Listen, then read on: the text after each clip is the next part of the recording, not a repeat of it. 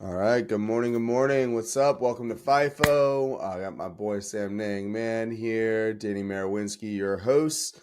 This podcast is Samnang and I used to know each other back in high school. We went 20 plus years without speaking, connected over social media because we both share kind of personal development kind of content. Met for a meeting, set up the next one, and then the next meeting, Sam Ning's like, why don't we just hit record and start this podcast? So here we are. Our mission is to raise the collective vibrations. That's our intent. That's our goal for Flow In, Flow Out.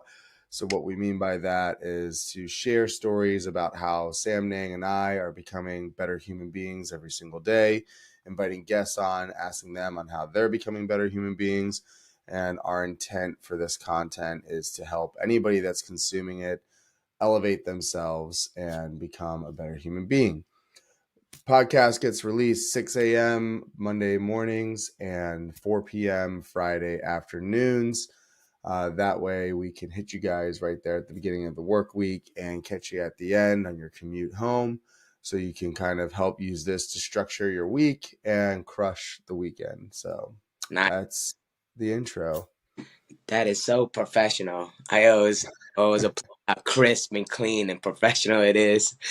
Definitely, I give it a 10 for today. One of So these days, dude, you know what though, man? Like one of these days I want a 9 or like an 8 or like I actually want like a 4 or 5 from you one day. Yeah, I want like a dude that was like it's the subpar. better and better, which is good as a coach to see. Like it's crisper, it's clearer, it's more direct. Like the mission statement is there. Pitch, it's like a pitch, you know. We gotta captivate the audience, and you're doing it, and it's cool to see. You know, I'm always about those little incremental changes to like improvements and stuff. I kind of just wing it and just kind of go with what's going on. But I'm winging it too, man. we're on But episode 14. We kind of just built this out and just have it a space for us to share our stories, vent, express ourselves. To me, the biggest why and the biggest reason why we're here, and it's just to kind of help each other, and that's my why. You know, the collective vibrations, elevating it.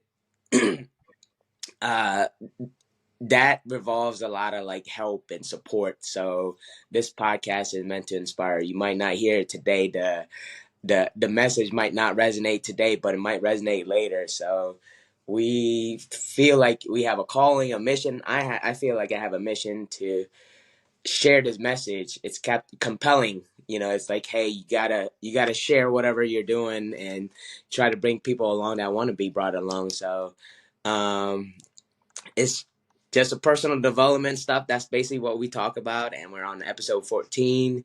And we're continuing to talk about our entrepreneurship journeys, our ups and downs, our families, our health and fitness, our well being, our personal development, and our spirituality. So uh, that's my follow up introduction to Danny's introduction that he talks about at the same time every day. nice, man. Nice. See, you're gonna have to start doing that, running the intro soon, bro. You got it. I don't know. Mine is like it's whatever's on top of my head, so I can't like. I mean, I could maybe I should just jot down some notes. I do have some notes that I have, but it was actually with for our guests. We don't have today. Oh, it's all good, man. It's all good. No, we're ready to rock, bro. So look, let's dive into it today. Um, I know we had a couple things we wanted to throw out there. So Sam Ning, I think you had some ideas that you'd like to share about some introspective that you've had with your mentors recently. And then I know I'm very interested in talking about comfort, right? And what comfort is, and it's something I've been struggling with recently. So, but I'll let you start, man. Like I know, even when we spoke, I believe on the last podcast, right? Like you just came off vacation.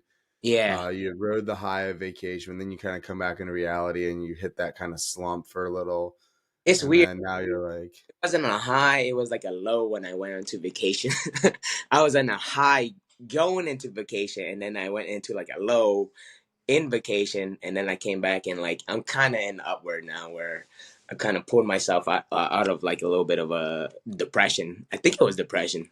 I think it was a feeling. I said it on my Instagram story. I said I'm productive, but I didn't feel productive. For me, typically, if I feel productive, I feel like I'm making progress in like the gym, at work, making money, having better relationships in those areas and stuff. And I'm feeling productive in all those areas. I'm pretty high vibration. I'm pretty happy. I'm pretty.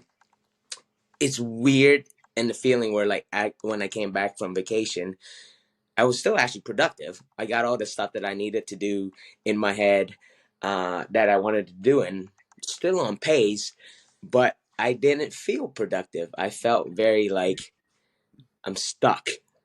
But Mm. this week, uh, really got me back, because I had like 5 coaching calls. I have one at least like once a day. Either I'm being coached or I'm coaching somebody, right? Um, this week, my mentorship just really like grounded me. Just be like, this is a season for growth, and growth requires a lot of uncomfortable. And he said, it's this character building season. And I was like, yeah, it is. It's character building season, because I have like these feelings and stuff, because I feel like right now, since I spent so much time in solitude, there's not really anybody that really completely understands my vision and my goals and stuff. So it feels to me sometimes I live in an island. But having these conversations and stuff with other entrepreneurs and learning about their struggles and their insights and stuff, just really be like, you don't have it that bad, you know? And I was like, you're right. And then put stuff into perspective and be like, okay, I was stressing over something. Like I have my dream life right now, right? Might not be exactly where I want it, but at the end of the day, I was like, I have my dream life. I get to pursue my passion of bodybuilding. I get to, speak and influence people. I gotta start. I have my own coaching business. It's like it's there, right? I have everything that I want, but a feeling of like not really like proud of it, or I don't know. Well, no, that's interesting, man, and I think that's very. I think a lot of people can relate with this, right? Like, I know I actually went through a slight funk myself, just this past week, and just stressed with things that come with owning a business. I got 8 mouths to feed on top Yeah, of my own, and you go through seasons of you know abundance, and then you go through seasons of scarcity, and we just went through a slow month for us, but the back end is record months for us and record deal size and deal flow. So I had to put my own money back into the company for the very first time. I had to do some different things and like looking at the company a little bit differently. And there's a moment in that process where it's like your Goggins calls it your little bitch, right? Like your little bitch surfaces, and your little bitch is like, just quit. So yeah, much easier if you just quit. Sell the business, stop, like go get a job. It's so much easier. Why are you dealing with this? And so I found something interesting that I've been practicing a lot of this recently. So if you watched any of these episodes, you'll probably know that like I'm getting really heavily into stoicism, right? And that's I've cool. been really studying Marcus Aurelius's meditations. My wife and I read each other excerpts of that every morning. So it's like a thing that we do, like an intimate thing that we do to just like helps ponder life.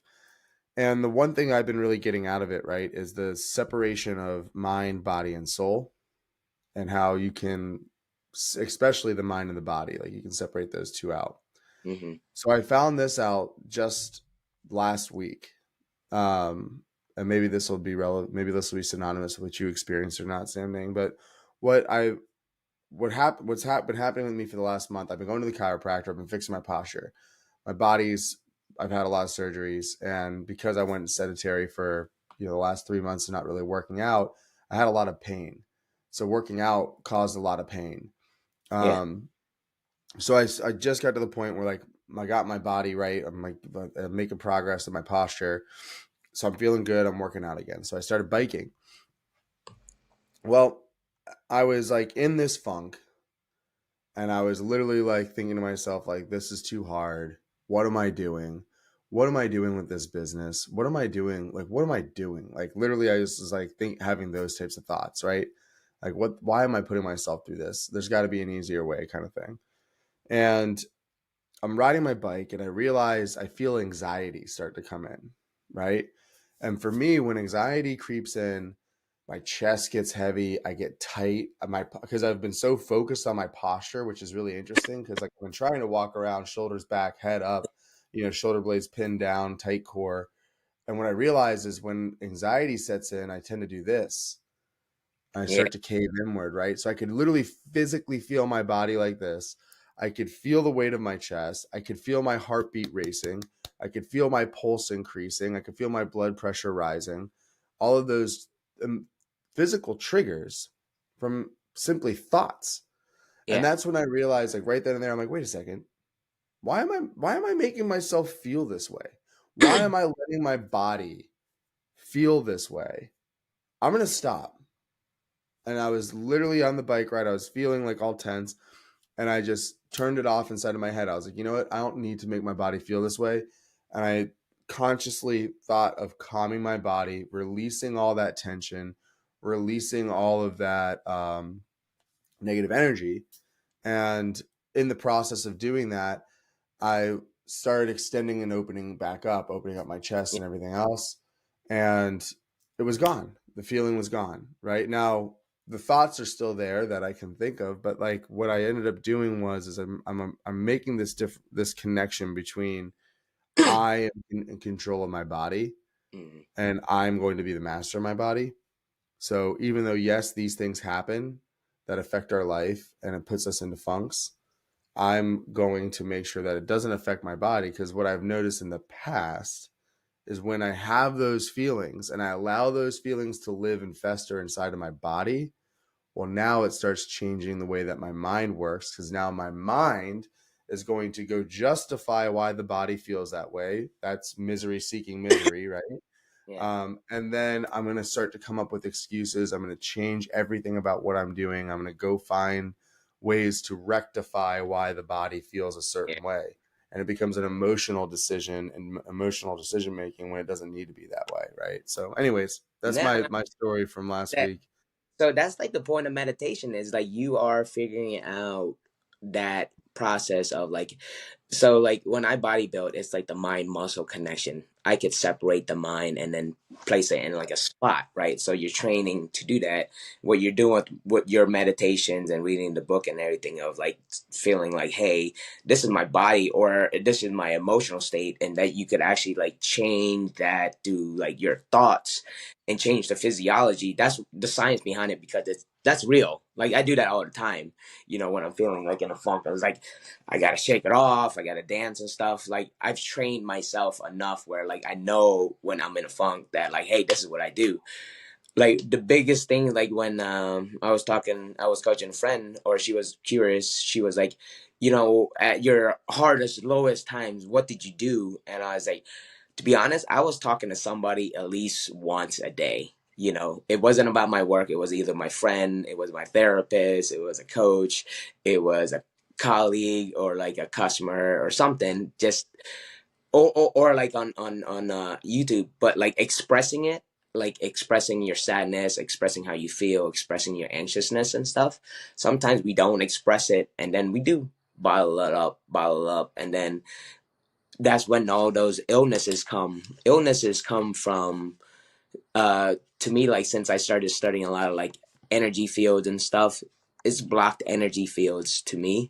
When I was depressed is because my heart energy field was kind of shut down, and I every time that something triggered some kind of emotion, it got stuck, and it would like not, I want to say paralyze me, but it would almost like debilitate me. Like for somebody that was like a grown man that's like 36, 37 years old and stuff, like just to be put on the floor just because of like emotions and stuff. It's like it's tough. So, that's the reason why I'm starting to coach. It's like I've seen people, I've struggled. I'm pretty sure somebody's out there is struggling, same type of deal where like they just can't figure out that emotional side, or that physical side. There's so much to like personal development and like healing yourself and making you good and stuff. So I applaud you for sharing, and I can see that you've done a lot of like introspective work recently. um how has that kind of like played into like your work and to your family and stuff? Has that improved? Oh yeah, I mean, 100-fold, right? So, I guess we could start with the family. I mean, I got young kids, 5, 3, and 8 months old. Yeah. What's their level of emotional maturity? I mean, pretty low, right? So like, dad is the leader. Dad is the rock. I mean, mom is also the leader and the rock too. So you can't, like, you can't bring that into your kids. Like, why would you, like, it would create a very negative experience for the children, right? Like, they don't want to see dad upset, they don't want to see mom upset, they want to be kids. So you have to find ways to solve it without including your young children. But here's the truth, dude, it's very synonymous when you're running a business, because do you realize, like, if you are the owner of your business and you have a team and you show up to a meeting and you're like, oh, Yeah. this is just too hard, I don't know what we're gonna do, I'm freaking out, you realize, like, what, like, your team's gonna be like, we gotta go, right? Because you're there as the leader of a business to solve for that problem. That is literally the problem that you're there for, right? So like, and this is something I think that a bunch of solo entrepreneurs and solopreneurs need to realize. And maybe this is something you could even try practicing. I just thought of it in this conversation. You sparked that in my head. When you're with a staff, right? When it's your staff, you're hiring them, you're writing their paychecks. It's a very different experience than when you're doing entrepreneurship as a solo entrepreneur, right? And I've done both, so I can tell you, like, it's a very different experience. When you're doing solo entrepreneur, you don't, like, you can slack off in different areas. Um you can have a bad month and it just affects you, so it Right. doesn't really have that big of a net effect, right? Like, when you have people that you pay, I mean, first off, and depending on how much you're paying, like I told you before, our payroll, like, we pay out $15,000 a month, which is peanuts compared to like what payroll really is for big businesses, right? And that's even peanuts for my crew, my crew of 8. If you really think about that, I'm sure you could break down what that would be across everybody that I pay per month. But imagine, like, when we move into full-time work, I mean, that's going to go up. That's going to be 30 grand, easily, if everybody comes on full time. So an amount of money. So when you're writing those checks, two things happen. You feel great for writing it because it's like, wow, I'm helping these people. But then you also are like, that's a lot of money going out. What are they producing, right? So when you have that experience and you go through a funk as the owner, as yourself, whether it's family or work, you are not allowed to bring that to the table. Yeah. You're just not. You're a Like, professional. it's if you do, the people that are putting a lot of faith and trust in you, faith and trust that you're going to continue to provide a check, faith and trust that you're going to continue to find work, that you're going to continue to solve problems, that they're not there to do your business, they're there to do a job function, right? Hmm. um so you gotta show up and, like, we're gonna win every day, every single day. And therefore, you have to do the same thing with your family, because you know what, at least in my family dynamic, my wife needs me. She needs my mentorship. She needs my coaching, my encouragement, because she can get herself into funks. Now she's becoming better and better, and she runs her own business too that I have to assist with. My boys, I got 3 boys, and they all have alpha mentalities. It's a lot to manage, right? It's a lot to like push them forward, um, Developing and their then it's also true too. Like, and I think this is where like you hit on it a little bit, man. It You end up living on these islands, right? These emotional islands, and it is very lonely there, and it's forcing you to dig deep to solve your own shit and not bury it, right? And there's a big difference. So like you can be left on an island and be alone and be in isolation and have all these issues. Burying it is when you go, I'm just not going to think about it. I'm going to put it underneath everything else and just put it away. I'm not going to address it. That's burying it, right? And you never want to do that because the zombies will eventually come back up and they're going to fucking ruin your life, ruin your world, right? demons. Yeah. Yeah, your demons. And the other side of it is like, I'm going to deal with this. I'm going to deal with this right now. And that first part of dealing with it for me is like accepting it for what it is. Yeah. Yeah, I'm stressed right now. We're having a little bit of a cash flow, challenge, but you know what? I'm going to solve it. You are. And what's I, that? I think you talking out loud and relieving that stress. It's like I could, like hearing from your voice and talking about solopreneurship and entrepreneurship, like how you have a staff and everything.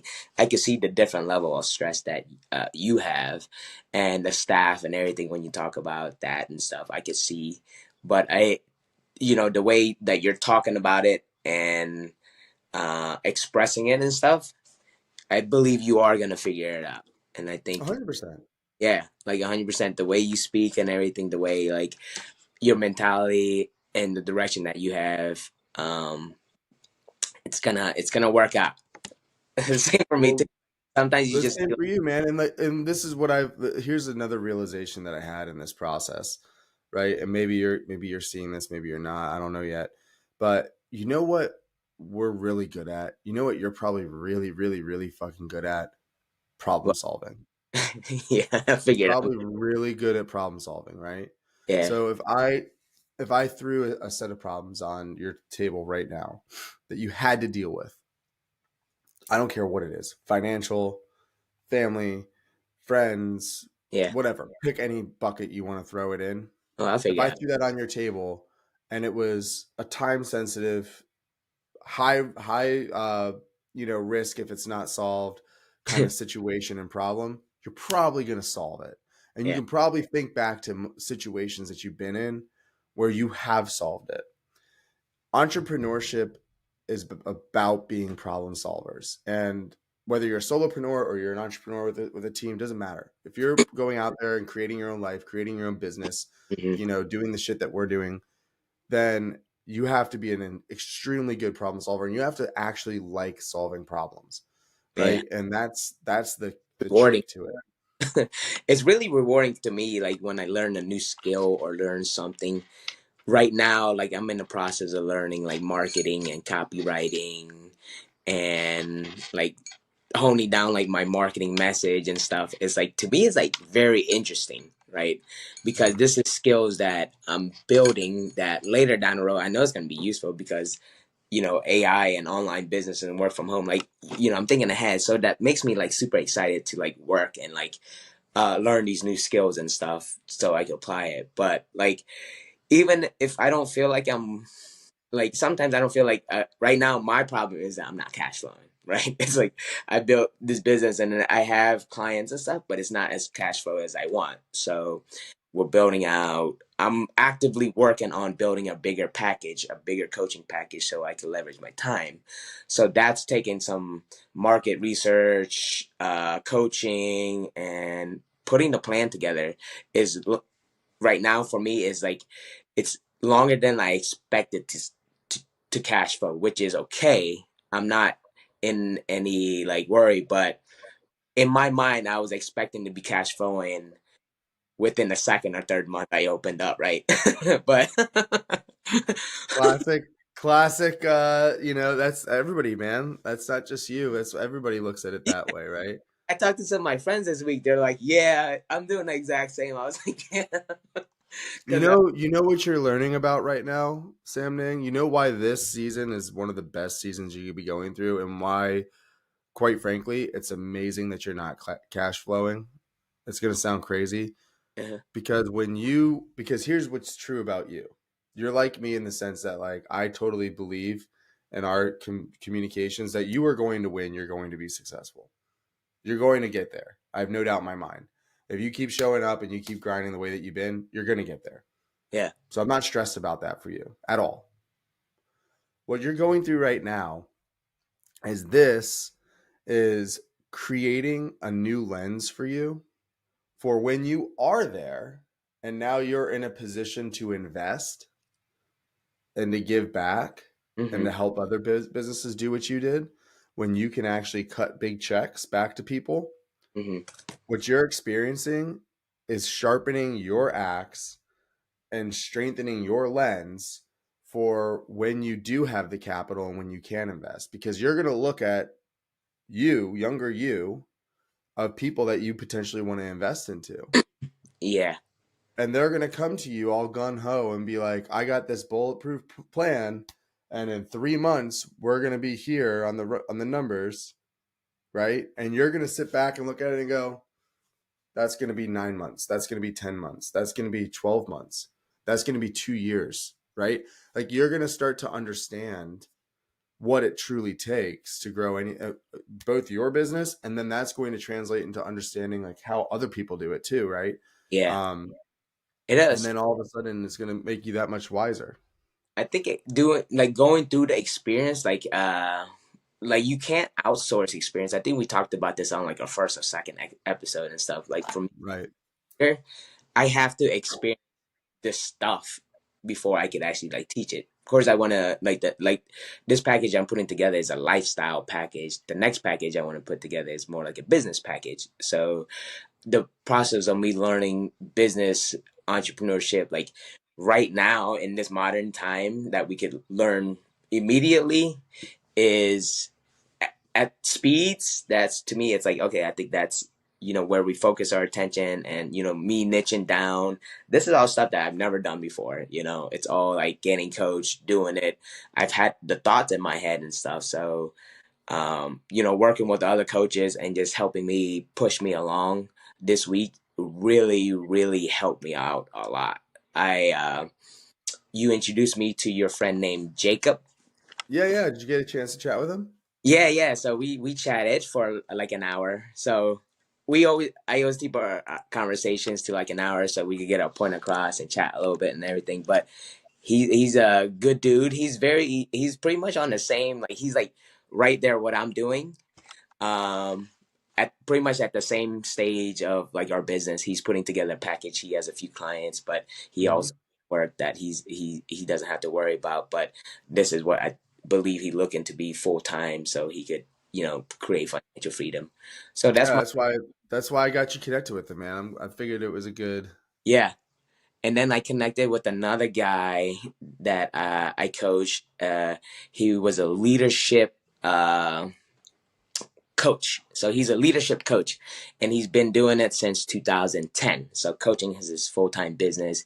He was a speaker. He has like a book and everything. And my friend introduced me to him, and he has a lot of money. He's like 55-year-old, and so I jumped on a Zoom call with him, and me, like I don't know, I could create connections pretty easy. So I started talking and just telling a little bit about what I was doing, and I told him, I read his website and everything. I can use a little bit of your mentorship, and literally, I had a free like mentorship from this guy that's like very successful, teaching me how to like serve. Like he has a group of friends, so he graduated from Georgetown. People at Georgetown, like executive leadership coaching and stuff, right? He was telling me about like what they're struggling with. So he was basically telling me their pain points, and that's what I was doing for like my market research. Where are the big pain points, and how do we market, and how do we tell you, show them? And he was like, there's this age group. He's I think around 55, and he has about like 40 or 50 friends that are kind of like in the same stage of life with him. They're they got money, they got time. That's the biggest thing. I have friends that have money, but they don't have time. Mhm. And then there's people that have time and money, right? So I was like, well, if you have money and you're a little bit older, you probably have more time and more money. I was like, okay, I'm starting to niche down and do this market research and everything. And he's giving me like free coaching. You should do this. This is how you market it. You got to have validations and everything. And did you see that I got my life coaching certification? I did, dude. I commented. Congratulations, Yeah, man. thank you. And then I went on Instagram. I was like, this doesn't mean shit. Fuck this thing. I got this, but this shit doesn't mean shit. Oh, that's funny. I wanted to get that point. Like, your degree doesn't matter. Your certification doesn't matter. Oh, that's funny, Samnang. I put it up. I was like, this shit doesn't matter, okay? Making money is what matters. That's funny. So he's giving me like all these pointers and everything. I was like, okay, perfect. And I told him where I was at. I told him, I was like, look, I'm gonna be back in touch. Okay. So now in my hand, I'm putting this program and designing specifically for a niche and marketing towards a niche. So I hadn't Yep. done it like before last week, but this is what I did this week. And in top of my head, it's like, okay, I'm asking people in my community, what are your biggest pain points when it comes to adding more health and fitness, into your life, more of it. You might be doing some of it. Maybe somebody might like work out and eat good, but they might not be doing like mindfulness practice. Some people might be doing mindfulness practice, but not practicing good nutrition or something like that. What pain points, like hurdles, like maybe I can ask you as like you've had some hurdles or struggles to lift some weights, or you know it sounds like you eat fairly healthy, right? Yeah. We eat very healthy. And then you have a mindfulness practice. It sounds like you do a little bit of meditation and everything, but like I think you want to improve more physical fitness into the family and stuff. Like, what's the pain point or the struggle of you know incorporating it more? Is it lack of knowledge, or just lack of motivation, or just not like?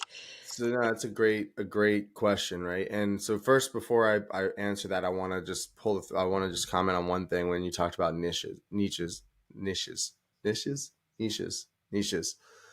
Riches in the Brain niche, fart. what my coach Riches in the said. niches. There you go. Yeah. So I mean, first That's off, he's not wrong, right? So imagine that you put together a program that is personal development for the stay-at-home mom who has 3 kids, who recently went through a divorce, who lives in Northern Virginia, who um, is in the nursing is also a full-time nurse, who also has to use childcare, who likes the color green, right? Just I'm making this up.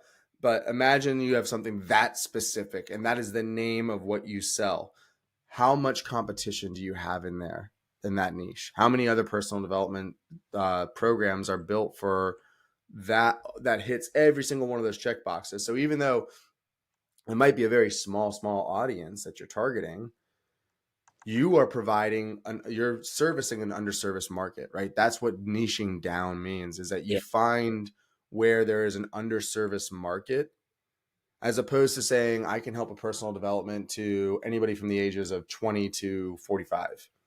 Well, that's a lot of people, right? But then it's like 20 to 35, but maybe you swing it down to, okay, if you're 20 to 25, well, now you just shrunk your audience a little bit. And then if you're 20 to 25 and you're male, now you shrunk it even more, right? And I'm not going to do the pronoun thing right now. So yeah. now you're 20 to 25 male. Then it's like, okay, you're 20 to 25 male and you dropped out of college. Now you're Yeah. niching down even more.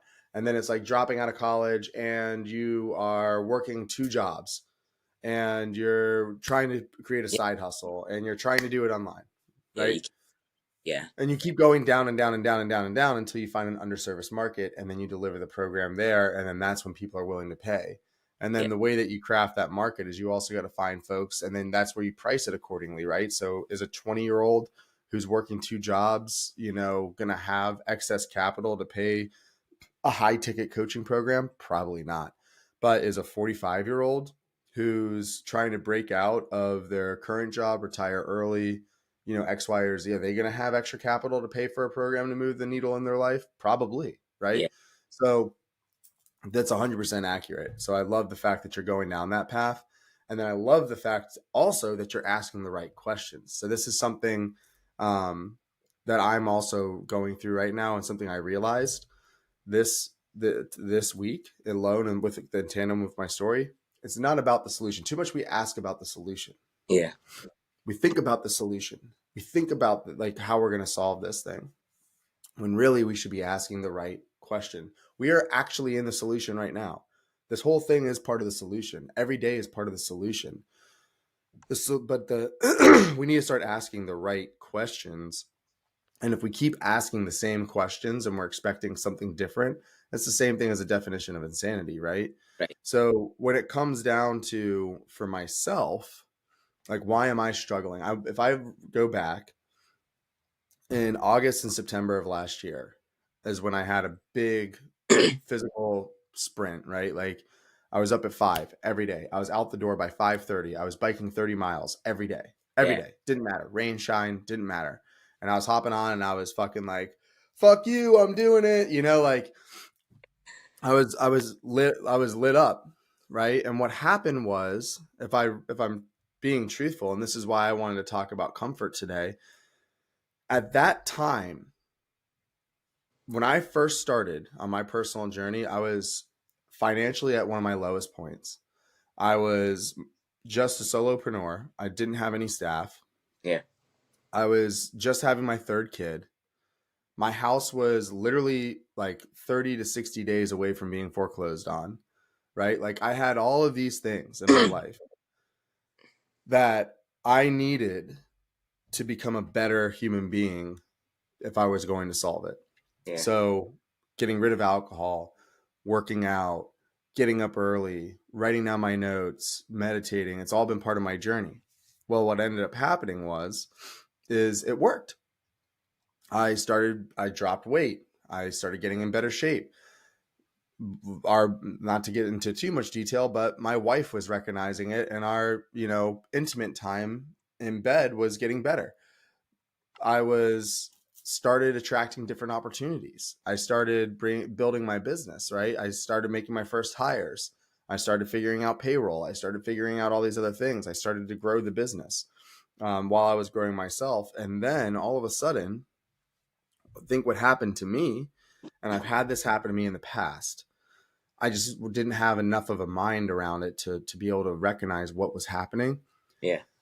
I hit a certain level of success, and all of a sudden I had access to comfort. Comfort. I had access to it, right? I was able to take more time off. I was able to buy things that I wanted to buy. I was able to relax, Mhm. right? And I leaned into it. I allowed comfort to start to enter into my life. And what I realized in this process is, man, comfort is the most fucking addictive drug in the goddamn planet. It is like, there's, as you still see these memes, right? It's like, give a man a roof over his head, food, and sex, and you can totally crush his ambition, right? Um, and it's so true, right? And so I hit this level where I hit record months, more money than I've ever seen in any of my job functions within a month, right? Like, I mean, I was literally, it's funny. I think about the month of December, my company, between November and December, my company netted more money than I ever imagined. And I paid myself more than what I was making in those 2 months than Mhm. what I made for my entire first year of my salary when I took my first ever salary position as a food and beverage director Right. way back when. Right. So, like, I had access to comfort. I could pay for things. I didn't have to go fix something in my house. I could pay somebody to do it. I paid someone $500 to fix my back door because it was stuck, right? And like I could have figured out that and fixed it, but I paid for the comfort.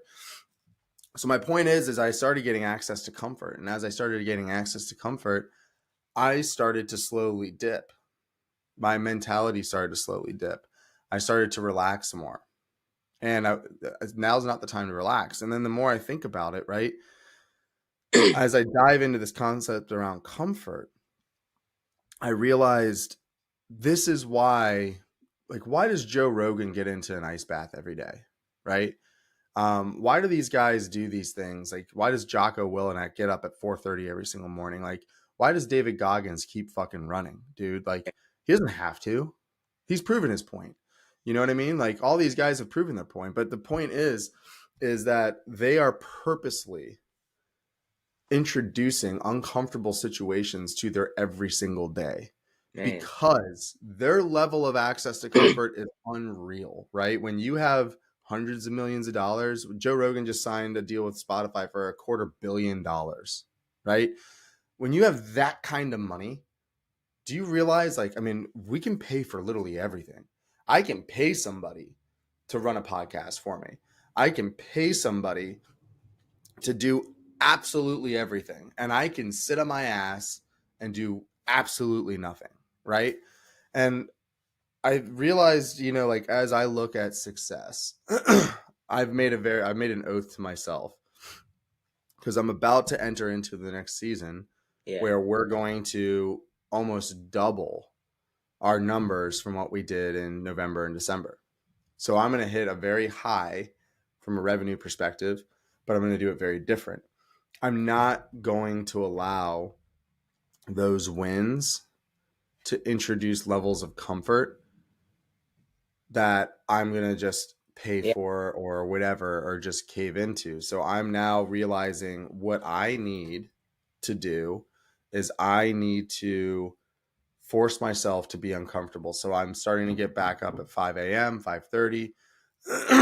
And that's something that, you know, that's the start of it. The next piece is, so then I'm going to habit stack, right?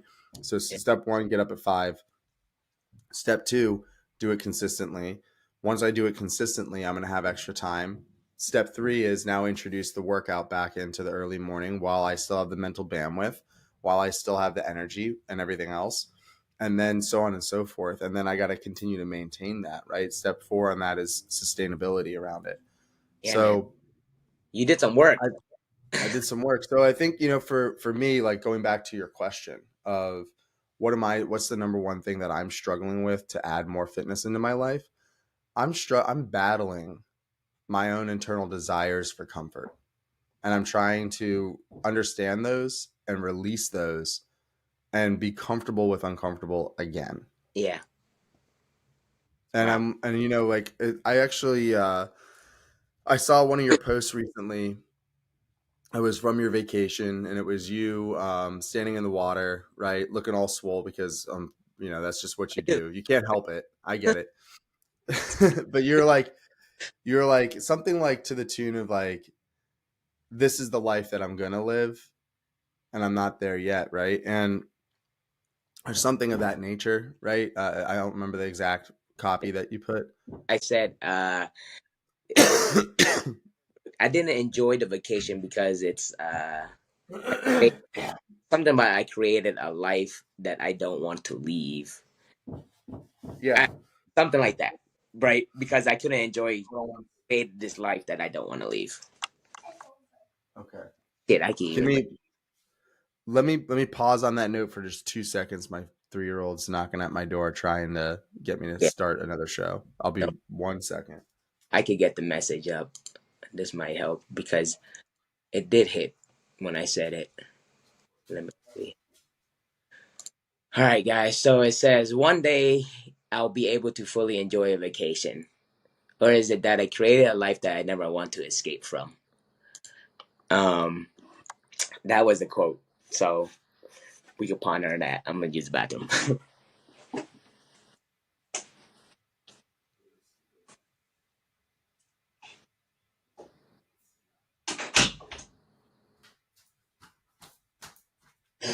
So I heard that creating a life that you don't want to leave, right?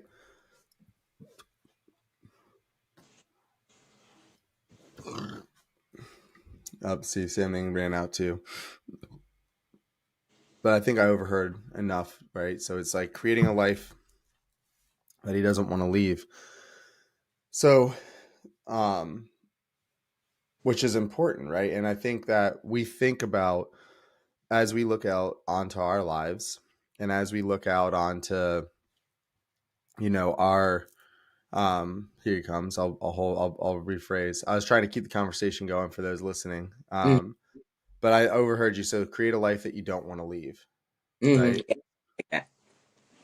Um, so and I think that's a powerful message. And I think at least for me, right? I went through. I've changed my lens just in the last couple weeks.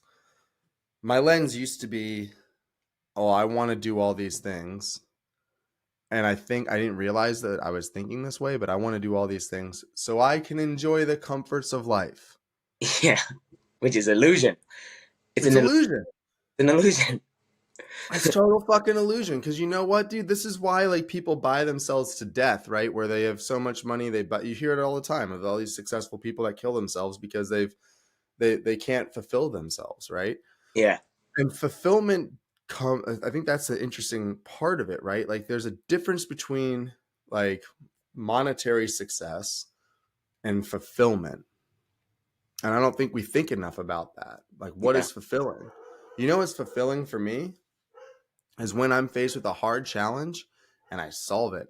You know what's more fulfilling than that is when I'm solving someone else's hard challenge for them. Yeah. Right? Like that's the beauty of coaching. Like when I can help somebody become a better human being or a better snowboarder or I can help a business grow Yeah. their business. That's very fulfilling work, right? Yeah. You definitely done So effective work, and I want to share something as well too. I think it could tie into what you yeah, just about difficulty and comforts. Difficulty and comfort is really an illusion, like how we kind of just came to an conclusion. That's why I always say it is an illusion. Is how you perceive it, and big part of like personal development is how you perceive, how you reframe pain, how you reframe all this so you can actually like progress. Like right now I'm making a lot of like personal development progress. So, and my mentor, he was preaching and talking. I think we all kind of do all very similar things. Like you talk and I speak and everything. It's like, are we preaching? It's the same thing. He was preaching and he was talking about going to war. And when I start talking about war and stuff, I'm like, my ears perk up because I believe I have a warrior spirit and stuff. And then he started talking about God, and he was like, this season of life, God is not worried about giving you the riches, giving you all that you want, right? He said, because I'm in the growth season, right? I'm in the growth season, and he says, God works in different ways, and it's character building season. So he's building character right now. So, and I really believe it. It's like, man, my character is so much different than what it was like a year ago. Like I, I was talking to a coach and a friend. She was asking me how low did it ever get. It was like it got real low, and pretty much like a year ago from now, I was at maybe my lowest mentally, like mentally, and I was like, man, that I could get there, right? To really pull out this person and fight these demons and then bring out the energy. Um, but character is built in those dark times. Those dark times, like I was telling my friend, is like it's like a type of therapy that I do that I know that I could get the best out of myself. It's like David Goggins where he could go to this really dark place and really channel that energy. So for me it's like uh God is building my character right now, right? He's teaching me how to tap into that side, tap into this side, this warrior spirit. Or there's some days where I have to be like a warrior, and then there's some days I have to be like a monk. Like it's it's so challenging, but in a way, it's like when I talk about self actualization and doing difficult things during this time, this is what makes you as a person and stuff. And that's like for me, is like when I preach and stuff, is like when I say self actualization, get a handle on the illusion, you know. You got a very good handle on what the illusion is, and not everybody's gonna achieve that certain level of like worldview or enlightenment. That's a step, and then there's also more to it. Like you're already opening up the doors of like your consciousness, right? And when you start to open up more doors, you're like, damn, there's more doors, and then it just keeps opening. So it's like you're on a good path of like wisdom. I mean, you have a ton of wisdom already, and applying that to like your work and spirituality, it's like, how do we do that? When I Mm-hmm. say spirituality, is more like us, our philosophies into our work and stuff. So for me, like thinking out loud and philosophizing and stuff, helping other people think and stuff, it's like God is making me think so I can help other people think as well too. So it's like, 100%. And you know what? Like going through the experience that you're going through right now, and the struggles of starting a business, the struggles of that cash flow not being there just yet, figuring out how to go through that, the self doubt that you're experiencing, the questioning of things, the high, the lows, the depression, the highs that come along with it too, like all that stuff, right? Because you are going through it and you're purposely putting yourself through there, and you also have a very great perspective, because not a lot of people come to the realization that you have, which I saw you just share recently, which is like you were happy, you shared a piece of content and you're like, you know what, I am in the life that I created, and I'm happy that I'm here, yeah, right? And I'm welcoming this. And that in itself, because what's going to happen, I'm going to predict it right now. I'm going to say that if you keep this up, in the next 6 months, you are going to have some type of a breakthrough with what you're doing. You're going to receive some validation in the form of a monetary contribution to your efforts. Okay. And it's going to give you energy, and you're going to be like, holy shit, yeah, like this idea is now real. Like it's no longer just an idea. Like this is something tangible. And my buddy Jake actually just went through that. So if you talk to him, like he kind of had his first monetary breakthrough with it, what he's doing. He's like, holy shit, like my idea is no longer just an idea. This is real. yeah, Um, and I'm predicting that you're going to have that moment. And what's going to happen is that because of what you've been through, you're going to become that much better of a coach, and you're going to be able to relate to other people on a whole new level. And because you're going to be able to relate to somebody on a whole new level, you're going to be able to provide a tremendous amount of value in a very short period of time. And as you continue to build that loop, and you start to realize how you like it's to deliver value, you have to be able to relate. You have yeah, to be able to provide like right, something of tangible action, right? Even if it's something very small that creates an immediate impact on somebody. And if you can solve for those things, well, you can monetize that. And it's not so much monetizing to pay you to validate you, as people paying you because it's worth it, right? And that's where fulfillment starts to enter the bracket. And I think, for me, as I think about the money that I need to, like, for the immediate goals, going out to Italy this year with my family. We're going for 3 months. So obviously that's a monetary component of my life, paying off certain debts, building up our personal savings again, building up nest eggs, the whole nine, all these things that are monetary goals that I'm working towards, right? Getting the business, like I'd love to have my payroll backlog for the next 6 months if I can, right? Like little things like that. I'm trying to accomplish in the intermediate in like this next calendar year. Um, those goals it's the same idea, like you said, to Eamon. He's like, I want to run a 5K. You're like, no, fuck that. You want to run a marathon. yeah, It's the same thing that you're going to have too. The goals become, those pieces of the puzzle just become much smaller as you hit them. Like, and I think for me, what happened with me is when I hit the big months and the big wins, I also celebrated big. I celebrated big in my spending. I celebrated big, like my kids had the best Christmas they've ever had. Yeah.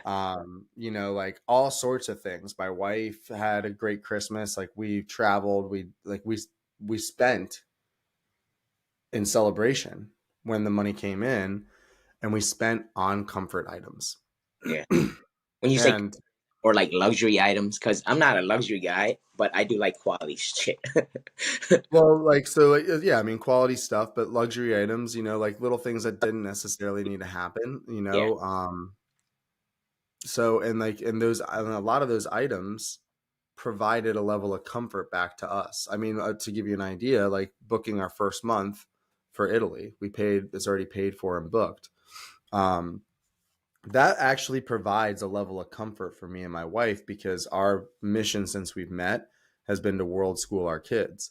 So Yeah. to know that we've bought the first month, we still owe the next two, but to know that that's done provided us a level of comfort in the sense of like, okay, we're now this is At least, tangible. This isn't just an idea. yeah. At least you did it. I guess that's my But like. that's what I'm saying. Like I let it become a comfort, and it should have been it's not a comfort, right? It's like, no, this is very uncomfortable. Yeah. Um, and we haven't figured it out. And unless we continue to figure it out, we're not going to Italy, even if we have the first month paid, right? So like and that's just it for me. It's like I need to dial back the celebration, dial back the feelings of accomplishment and the highs, and thus when it does hit lows, I'll be much more even keeled, right? If you celebrate too much when it's the wins and the highs, Yeah. you also experience the downside of that. Everything has an opposite and equal reaction, right? Yeah. And so it's like, okay, next big win, like we're about to hit our next big win. Instead of me Hey. bonusing myself off of owner draws from the company, I'm actually like, okay, I'm going to pay myself as an operator as a salary that's going to be budgeted over the course of the next 6 months. And that is my income. And I'm not to touch anything else within the business. Yeah. Right. And that's another level of discipline.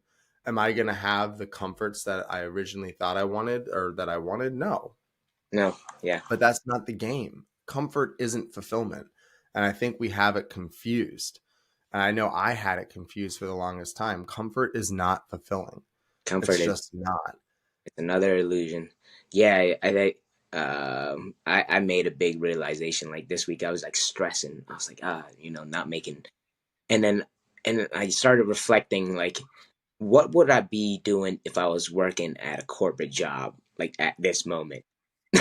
At this moment, at this age, with my wisdom or my experience at a corporate job, I would be like, I would fucking absolutely hate it every moment of my life.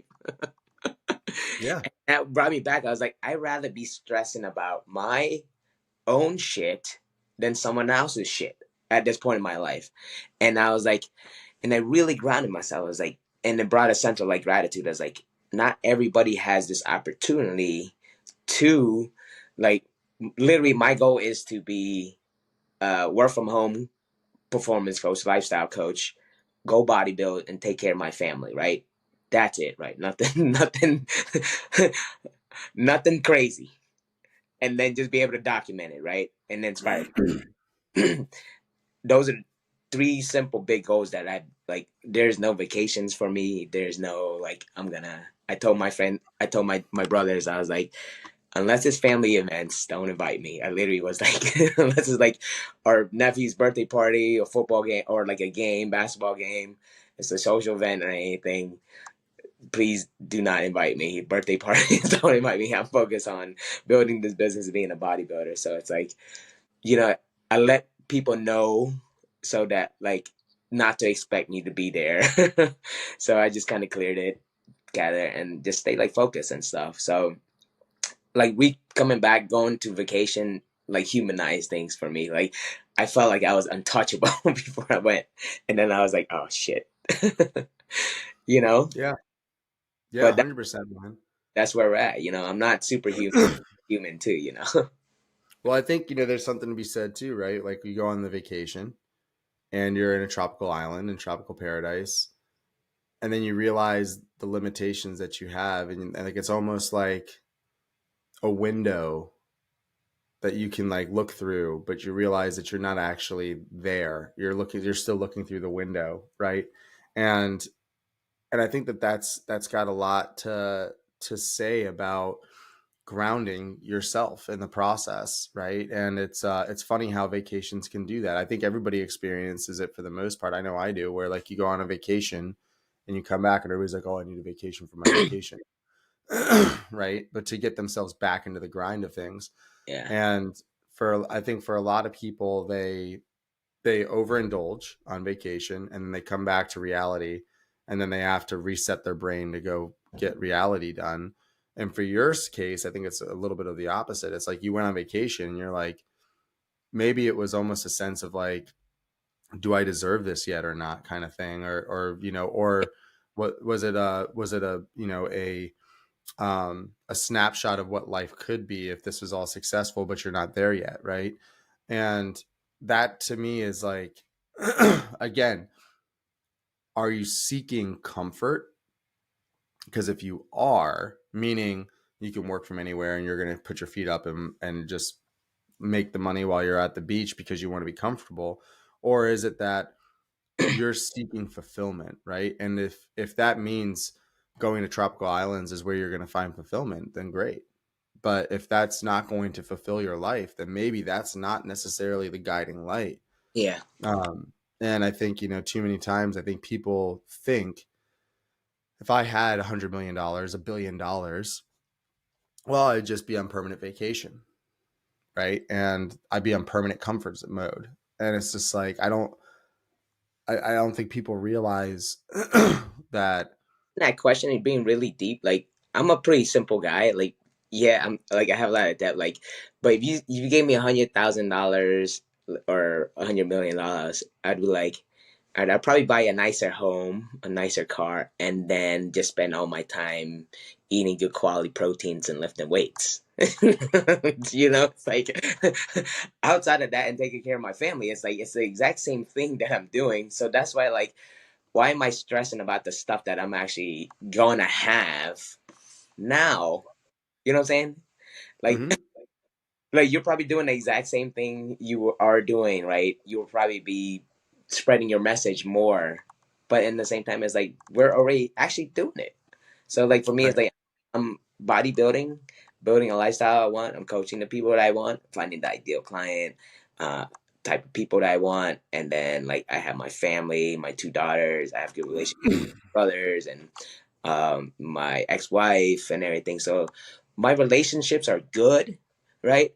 Am I where I want to be where I am financially? Not yet, but when I am there financially, it's gonna be almost the exact same feeling. I think Right.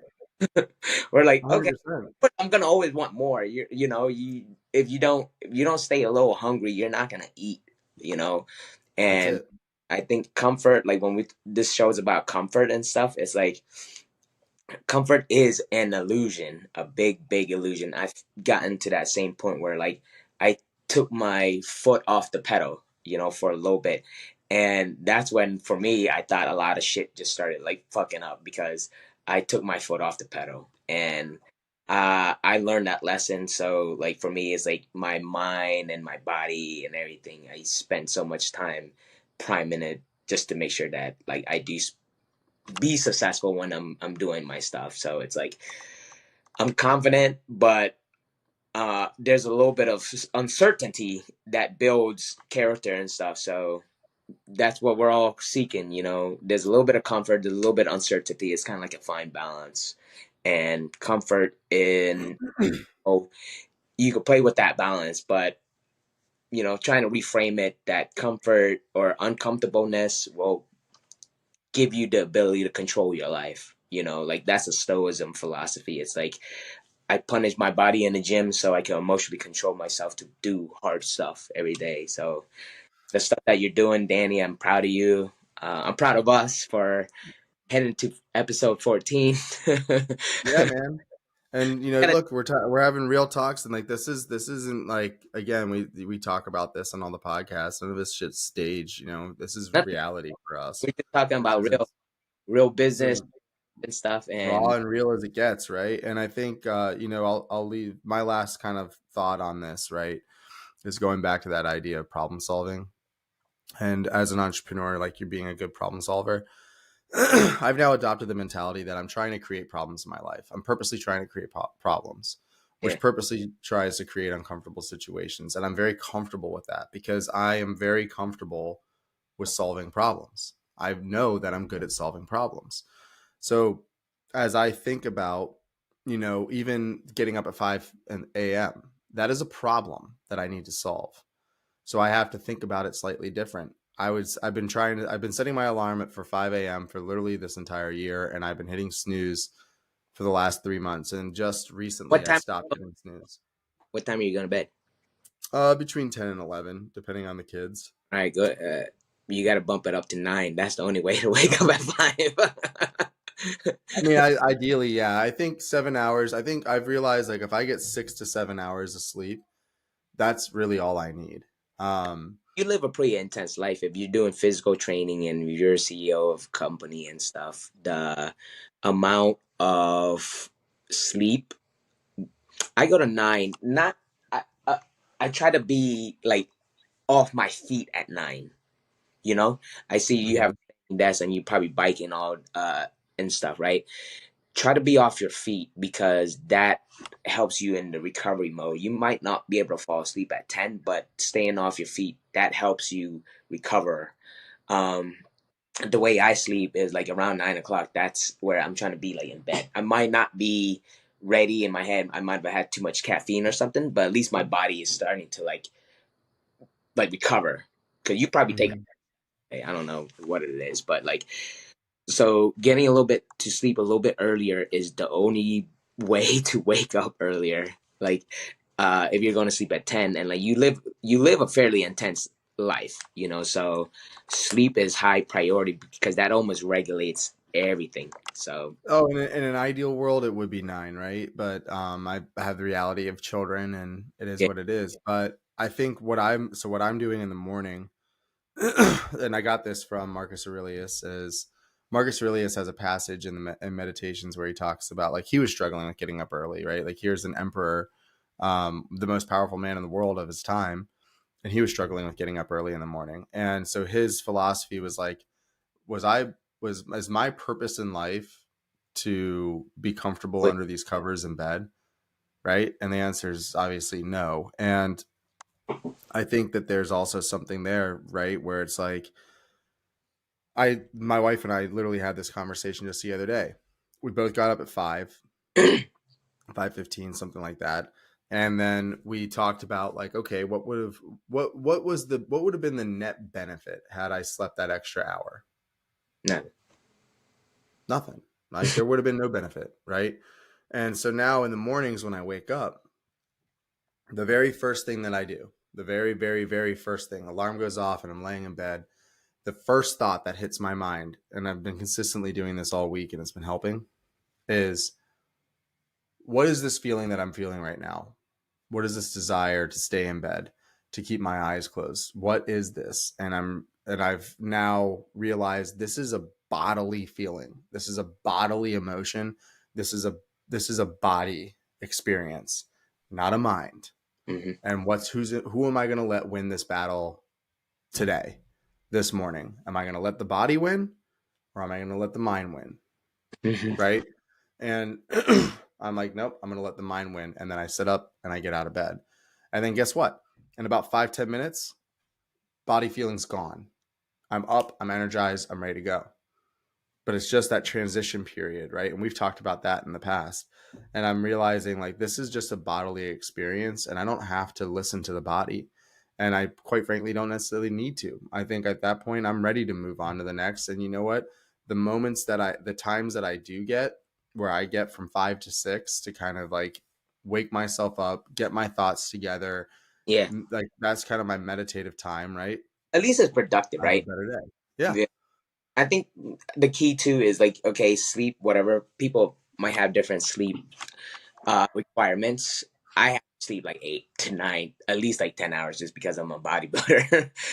Like the more sleep I get, the more muscle I get, or the faster I recover. So I'm high priority on the sleep. But if you're productive and have proper energy throughout the day, that's enough for your lifestyle, right? So it's like if you're feeling tired, like I had to like take a nap. Like for me, is like if I wake up at 5 a.m., I know for sure I'm gonna need a nap at 3 p.m. So it's gonna be in one way or another. Your body's gonna need it. So listening to your body, like if you do need the rest, like when sleep, when there's lack of sleep and stuff, like decisions are harder to make and stuff.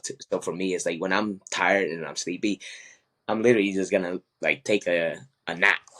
Like, and I don't want to tell everybody, but like I'm pro nap. So when you see how productive I am, I'll be like, I take naps all day.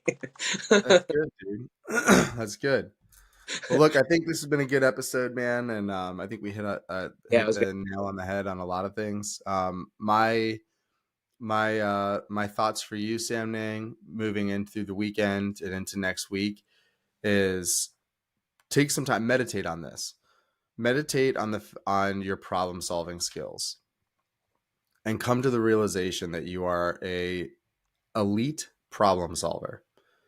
You are an elite problem solver. You're really good at it. Yeah, And when problems are faced with you, you know how to solve them. Therefore, you're actively, for your business, you are actively now trying to go find and create new problems for yourself. Because your day to day of what you're going through is, in fact, already the solution. You are already solving for everything that you want to do. okay. Every day, every moment, you are solving it. So now what you need isn't more solutions. You need more problems, because the more problems you create, the greater your solution's going to be. And the solution is when you actually go back and you talk about what you did, right? So that's Yeah, my 2 cents for you is go create problems. go create some problems. Good Go be a problems. problem child. Yeah, I am a problem child. All right, man. I appreciate the wisdom and the insight today. The episode was great. And then anybody else watching there, we're looking for episodes or guest members. I mean, I have the Danny. I have the show notes. I'm gonna write something, show notes, descriptions and stuff. So just copy and paste it and stuff. Super helpful. So, Yeah. yeah, appreciate that. Uh, So we'll get this live. I think last piece just for everybody. This is FIFO, flow in, flow out. Our mission here is to raise the collective vibrations. We're trying to become better humans every single day. We're sharing our story. The intent of that is to help you also become better human beings. Understand we're real people. We're going through the same type of struggles that you guys are as we hit our different levels of success and failures and so on and so forth. We're here to share it authentically. Nothing yeah, scripted. We don't meet outside of this. That's the kind of nature of this. Episodes are released every Monday at 6 a.m., Friday at 4 p.m. That way we can catch you at the beginning of the week and at the end of the week. And hopefully this kind of content helps you guys become better human beings so you can go crush it. yeah. So do you have anything else you want to add to that? Danny did a wonderful job. Yeah, the episode is, I kind of just flow with it, flow in, flow out, and then yeah, yeah, I'm super proud of it. Other than that, it's like it was a great episode. Thanks for keeping watching or listening and everything. All my friends and family really enjoyed the new content that we're putting out.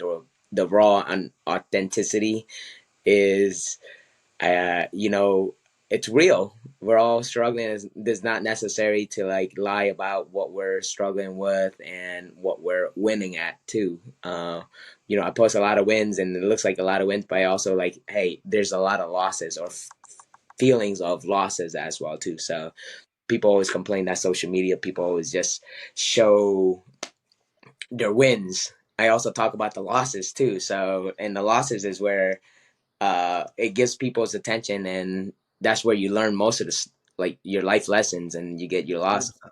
insights is when you lose. So sharing our losses and our struggles and stuff, I think it's going to go more farther than really any of our victories.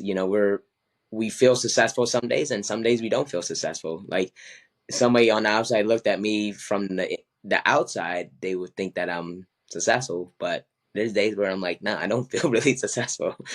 Yeah, And that's a real 100%. feeling as an adult. So, but yeah, today it was a great episode, and hope to see you guys or talk to you guys next week. Sounds good. All right, brother. Yeah, I gotta go hit leg day.